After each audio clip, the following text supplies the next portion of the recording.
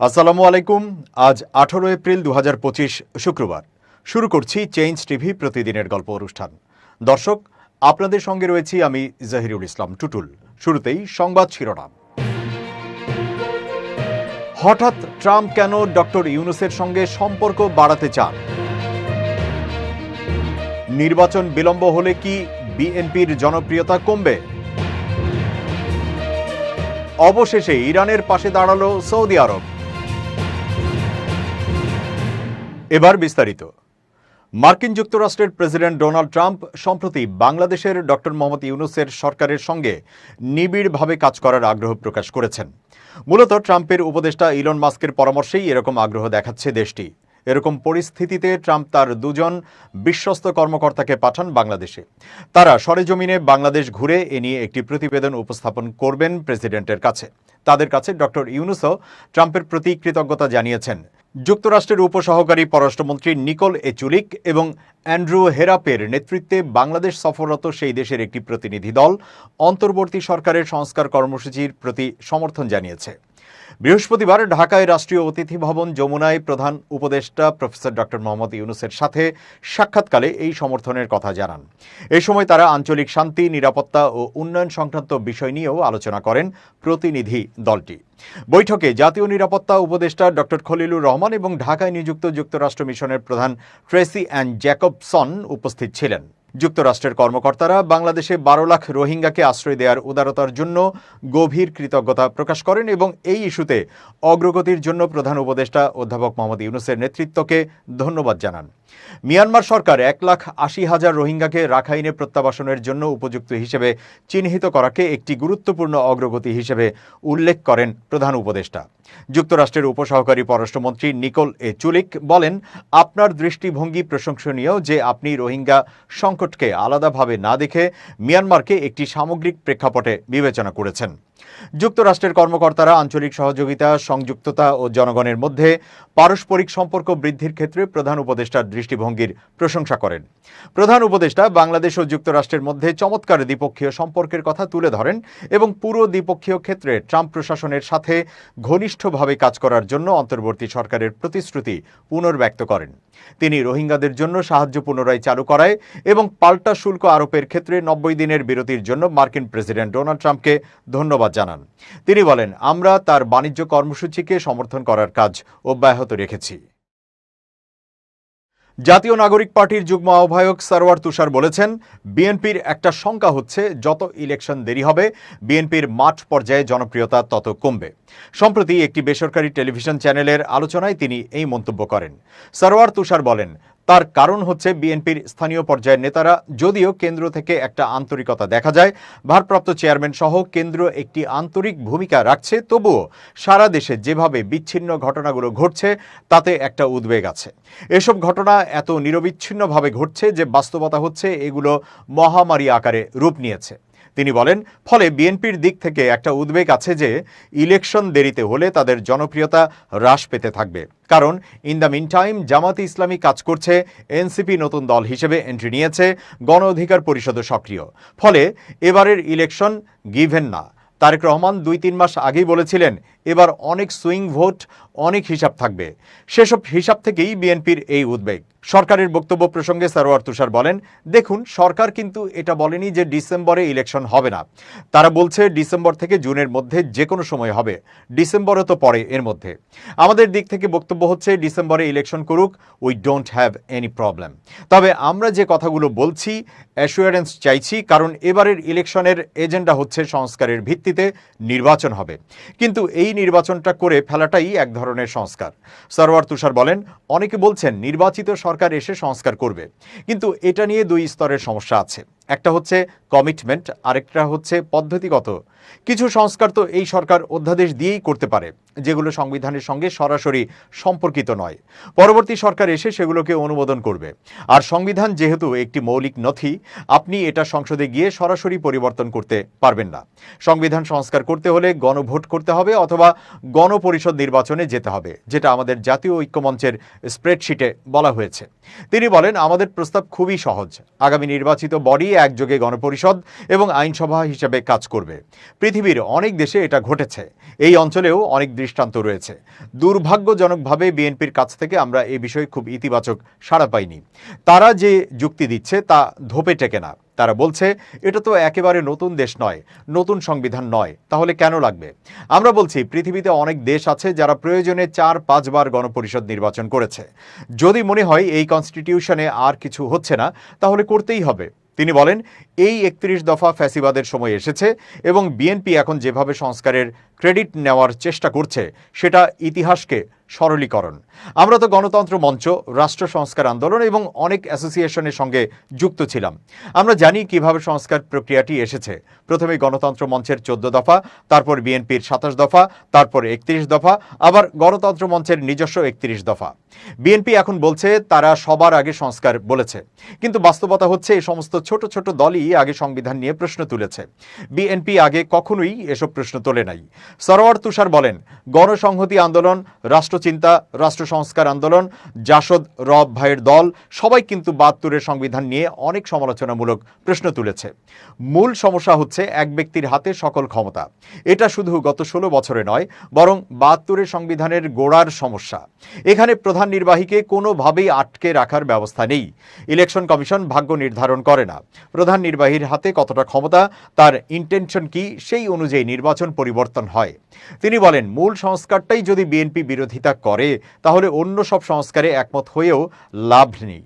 প্রধানমন্ত্রীর মেয়াদ কতদিন থাকবে, নারী আসন কয়টা থাকবে, জাতীয় সাংবিধানিক কাউন্সিল থাকবে কিনা, নিয়োগ কে দেবে, এসব হচ্ছে খুবই মৌলিক প্রশ্ন।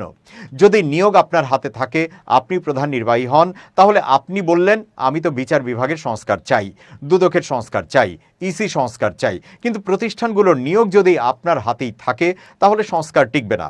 সুতরাং ফান্ডামেন্টাল সংস্কার হচ্ছে সংবিধান সংস্কার। এতে বিএনপি সম্মত না হলে সংস্কারের দাবিও অমূলক হয়ে যায়।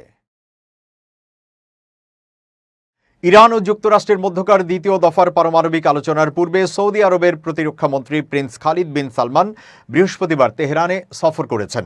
তিনি ইরানের সর্বোচ্চ নেতা আয়াতুল্লাহ আলী খামেনি এবং অন্যান্য শীর্ষ কর্মকর্তাদের সঙ্গে সাক্ষাৎ করেন। সৌদি বাদশাহ সালমানের একটি বার্তা তিনি খামেনির কাছে পৌঁছে দেন। আলোচনায় দুই দেশের মধ্যকার সম্পর্ক উন্নয়ন ও পারস্পরিক স্বার্থ সংশ্লিষ্ট বিষয় নিয়ে আলোচনা হয়। খামেনি বলেন, ইরান ও সৌদি আরবের মধ্যে সুসম্পর্ক উভয় দেশের জন্যই কল্যাণকর। 2023 সালে চীনের মধ্যস্থতায় ইরান সৌদি সম্পর্ক পুনঃপ্রতিষ্ঠার পর থেকে দুই দেশের সামরিক বাহিনীর মধ্যেও সহযোগিতা বৃদ্ধি পেয়েছে বলে জানিয়েছেন ইরানের সেনাবাহিনীর chief of staff Mohammad Bagheri. এ সফর এমন এক সময় হয়েছে যখন পারমাণবিক কার্যক্রম নিয়ে ইরান যুক্তরাষ্ট্রের মধ্যে নতুন করে উত্তেজনা দেখা দিয়েছে। তেহরানে অবস্থান করছেন জাতিসংঘ পারমাণবিক পর্যবেক্ষক সংস্থা IAEA এর প্রধান রাফায়েল গ্রোসি, যিনি সতর্ক করে বলেছেন সমঝোতার জন্য সময় দ্রুত ফুরিয়ে যাচ্ছে।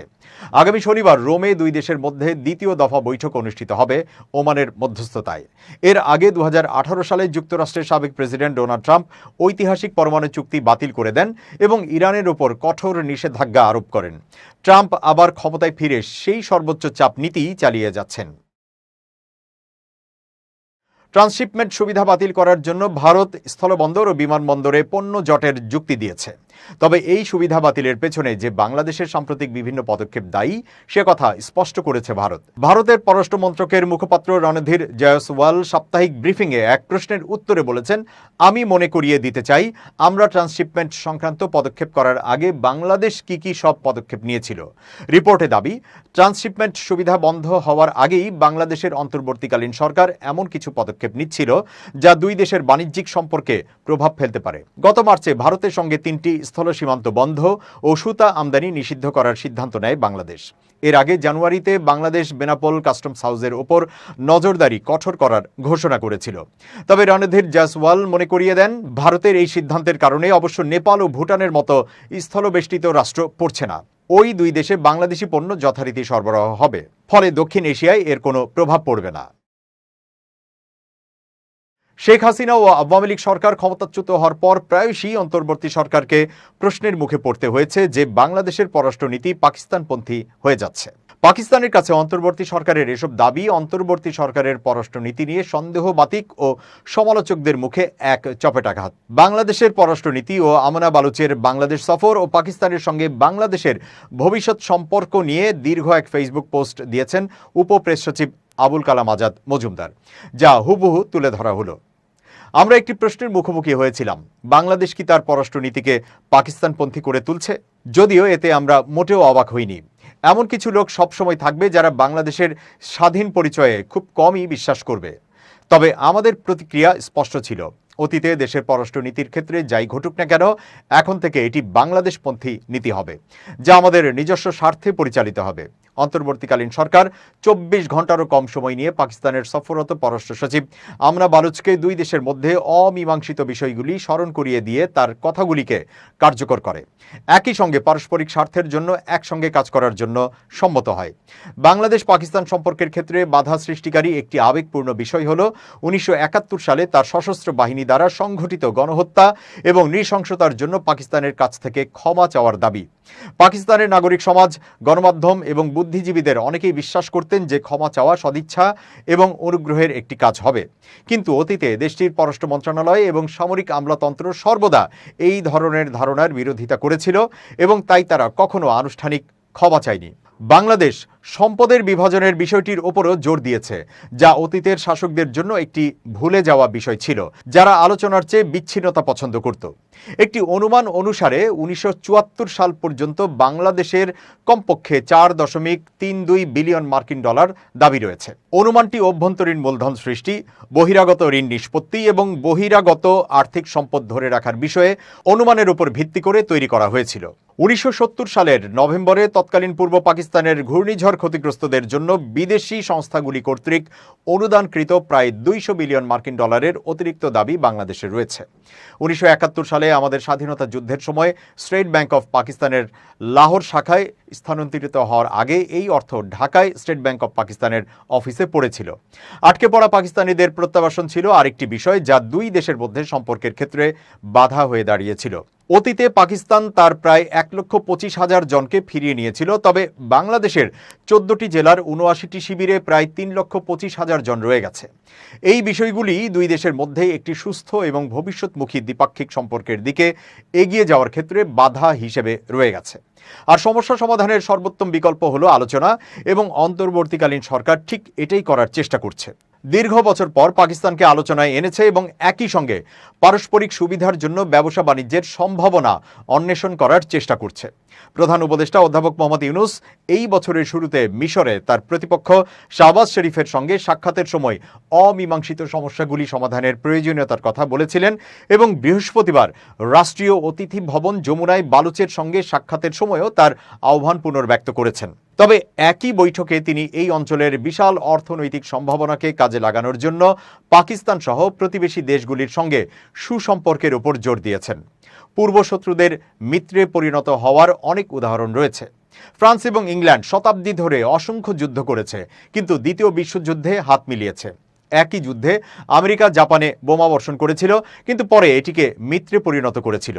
সম্ভবত বাংলাদেশ এবং পাকিস্তানের এগিয়ে যাওয়ার এবং ভবিষ্যতের সুবিধার জন্য অতীতের সমস্যাগুলি সমাধানের জন্য একসঙ্গে কাজ করার সময় এসেছে। এক প্রতিবেশী থেকে দূরে সরে যাওয়া অন্য প্রতিবেশীকে খুশি রাখার জন্য একটি স্বাধীন জাতির পররাষ্ট্রনীতি হতে পারে না। প্রধান উপদেষ্টা ডক্টর মোহাম্মদ ইউনূসের নাম ভাঙিয়ে নারায়ণগঞ্জের সোনারগাঁও উপজেলা সিনিয়র মৎস্য কর্মকর্তার কার্যালয়ের পিয়ন মাহবুব আলম সুমনের বিরুদ্ধে কোটি টাকা আত্মসাতের অভিযোগ উঠেছে। এই ঘটনার তদন্তে কমিটি গঠন করেছে জেলা মৎস্য কর্মকর্তার কার্যালয়। বৃহস্পতিবার 17 এপ্রিল জেলা মৎস্য কর্মকর্তা ফজলুল কবির ঘটনাটি তদন্তের জন্য 3 সদস্যের কমিটি গঠন করেছেন। কমিটিতে জেলা মৎস্য কার্যালয়ের সহকারী পরিচালক নওশের আলমকে প্রধান করে সদর উপজেলা মৎস্য কর্মকর্তা আসাদুজ্জামান আসাদ ও বন্দর উপজেলা মৎস্য কর্মকর্তা রফিক আবেদিনকে সদস্য করা হয়েছে। কমিটিকে আগামী 7 দিনের মধ্যে প্রতিবেদন দিতে বলা হয়েছে। সোনারগাঁও উপজেলা সিনিয়র মৎস্য কর্মকর্তা মাহমুদা আক্তার বলেন, পিয়ন সুমন গত 16 মার্চ থেকে অফিসে আসছেন না। তিনি কোনো ছুটিও নেননি, তাকে মোবাইল ফোনেও পাওয়া যাচ্ছে না। তবে কারও ব্যক্তিগত অপরাধের দায় অফিস নেবে না। তার বিরুদ্ধে অনিয়ম তদন্ত করতে জেলা মৎস্য কর্মকর্তা ৩ সদস্যের তদন্ত কমিটি গঠন করেছেন। প্রসঙ্গত, পিয়ন মাহবুব আলম সুমনের বিরুদ্ধে প্রতারণার অভিযোগ করেছেন শতাধিক নারী পুরুষ। তিনি সবাইকে বলেন, প্রধান উপদেষ্টা ডক্টর মোহাম্মদ ইউনূস প্রত্যেক দরিদ্র অসহায়কে নগদ ২ লাখ টাকা দেবেন। এর জন্য দারিদ্র্য বিমোচন কর্মসংস্থান ব্যাংকে সবাইকে ৬,০০০ টাকা করে জমা দিতে হবে। এভাবে প্রতারণার মাধ্যমে শতাধিক ব্যক্তির কাছ থেকে ৬,০০০ টাকা করে হাতিয়ে নেন মাহবুব। টাকা নেওয়ার পর সবাইকে মোবাইল ফোনে একটি করে খুদে বার্তা পাঠান। তাতে লেখা হয়েছে, আপনার অ্যাকাউন্টে ৫,০০০ টাকা জমা হয়েছে। খোঁজ নিয়ে জানা গেছে ওই ব্যাংকে কারো নামে কোনো অ্যাকাউন্ট নেই। যে মোবাইল নম্বর থেকে মেসেজ দেওয়া হয়েছে সেটাও ব্যাংকের কোনো ব্যক্তির নয়। এভাবে একটি ইউনিয়ন থেকেই তিনি প্রায় ১০ লাখ টাকা হাতিয়ে নেন। এছাড়া সব দপ্তরে তার হাত রয়েছে এমন প্রলোভন দেখিয়ে ৫ লাখ টাকার সরকারি ঘর পাইয়ে দেবেন বলে জনপ্রতি নিয়েছেন ১.৫ লাখ টাকা। দুধের গাভী দেওয়ার কথা বলে নিয়েছেন জনপ্রতি ৫০,০০০ টাকা। মাতৃত্বকালীন বিধবা বয়স্ক খাদ্য ভাতার মতো নানাবিধ ভাতা দেওয়ার কথা বলে হাতিয়ে নিয়েছেন জনপ্রতি ২৫ থেকে ৩০,০০০ টাকা। বিশ্বস্ততার জন্য কয়েকজনকে নিজের থেকেই দিয়েছেন কিছু নগদ অনুদান, আর এতেই তার প্রতারণার ফাঁদে পড়ে ভুক্তভোগীরা খুইয়েছেন লাখ লাখ টাকা। এবার খুব জরুরি ১ মিনিট জানাচ্ছেন ইউনেস্কো ক্লাব পুরস্কার বিজয়ী সাংবাদিক আমিরুল মোমেনিন মানিক। খুব জরুরি ১ মিনিটে প্রত্যেককে আমন্ত্রণ। মানুষের জীবনে সিদ্ধান্ত খুবই গুরুত্বপূর্ণ একটা বিষয়। আপনি যখন কোনো কাজে নামবেন তখন সেই কাজের বিষয়ে আত্মবিশ্বাস যেমন থাকতে হবে, ঠিক তেমনি দৃঢ় সিদ্ধান্ত নিতে হবে। কিন্তু অনেক সময়ই আমরা সিদ্ধান্তহীনতায় ভুগি, যা আমাদের কাজকে সফলতায় নিয়ে যেতে প্রধান অন্তরায় হিসেবে কাজ করে। প্রিয় বন্ধুরা, এই জন্যে আসুন, যখনই কোনো কাজ করতে আমরা যাব তখন সেই কাজটি কি সত্যিকার অর্থে করব না করব না সেটা আমরা ভেবে নেই, চিন্তা করি। দৃঢ়তার সঙ্গে সিদ্ধান্ত নিয়ে সাহসের সঙ্গে এগিয়ে চললে বিজয় অবশ্যই আসবে। ভালো থাকুন, শুভেচ্ছা নিরন্তর। এবার দেশের বাইরের খবর। হামাস আনুষ্ঠানিকভাবে ইসরায়েলের সর্বশেষ যুদ্ধবিরতির প্রস্তাব প্রত্যাখ্যান করেছে। সংগঠনটি জানিয়েছে তারা অবিলম্বে একটি পূর্ণ বন্দি মুক্তি চুক্তির জন্য আলোচনায় প্রস্তুত, যার মাধ্যমে সব জিম্মিকে মুক্তি দিয়ে যুদ্ধের অবসান ও ফিলিস্তিনি বন্দীদের মুক্তি নিশ্চিত করা হবে। হামাসের প্রধান আলোচক খালিল আল হাইয়া বলেন, আমরা এমন কোনো আংশিক চুক্তি মেনে নেব না যা প্রধানমন্ত্রী নেতানিয়াহুর রাজনৈতিক স্বার্থ রক্ষা করে। ইসরায়েলের প্রস্তাবে ছিল ৪৫ দিনের যুদ্ধবিরতির বিনিময়ে ১০ জন জিম্মিকে মুক্ত করার শর্ত। ইসরায়েলের তথ্য মতে এখনও ৫৯ জন জিম্মি বন্দী আছেন, যাদের মধ্যে ২৪ জন জীবিত বলে ধারণা করা হচ্ছে। অন্যদিকে গাজায় ইসরায়েলি বিমান হামলায় আরও অন্তত ৩৭ জন নিহত হয়েছে। অধিকাংশই ছিল ঘর ছাড়া সাধারণ মানুষ, যারা তাঁবুতে বসবাস করছিলেন। আল মাওয়াসি এলাকায় হামলার সময় তীব্র বিস্ফোরণে তাঁবুগুলোতে আগুন লেগে যায়, শিশুসহ অনেকের মৃত্যু ঘটে। ইসরায়েলি সেনাবাহিনী জানিয়েছে গত ২ দিনে ১০০টির বেশি সন্ত্রাসী লক্ষ্যবস্তু ধ্বংস করা হয়েছে। তবে হামলার ঘটনায় তারা এখনও আনুষ্ঠানিকভাবে কোনো মন্তব্য করেনি। গাজায় মানবিক সহায়তা পুরোপুরি ভেঙে পড়ার মুখে। ১২টি বড় আন্তর্জাতিক সাহায্য সংস্থার প্রধানরা সতর্ক করেছেন যে গাজার মানবিক সহায়তা ব্যবস্থা এখন সম্পূর্ণ ধ্বংসের পথে। গত ৭ অক্টোবর ২০২৩ সালে হামাসের আকস্মিক হামলায় প্রায় ১,২০০ ইসরায়েলি নিহত এবং ২৫১ জনকে জিম্মি করা হয়। এর জবাবে ইসরায়েল শুরু করে ব্যাপক সামরিক অভিযান। গাজার স্বাস্থ্য মন্ত্রণালয়ের তথ্য মতে এই যুদ্ধে এখন পর্যন্ত ৫১,০৬৫ জন ফিলিস্তিনি নিহত হয়েছেন। দর্শক, শেষ করছি প্রতিদিনের গল্পের আজকের গল্প। changetv.press বাংলাদেশের ইউটিউব জার্নালিজমের অগ্রদূত। ভিজিট করুন এর ওয়েবসাইট www.changetv.press, youtube.com/changetvpress এবং সাবস্ক্রাইব করুন চ্যানেলটি। নিয়মিত লাইক, কমেন্ট ও শেয়ার করে আপডেট রাখুন নিজেকে। ভালো থাকুন, নিরাপদে থাকুন, শুভেচ্ছা নিরন্তর।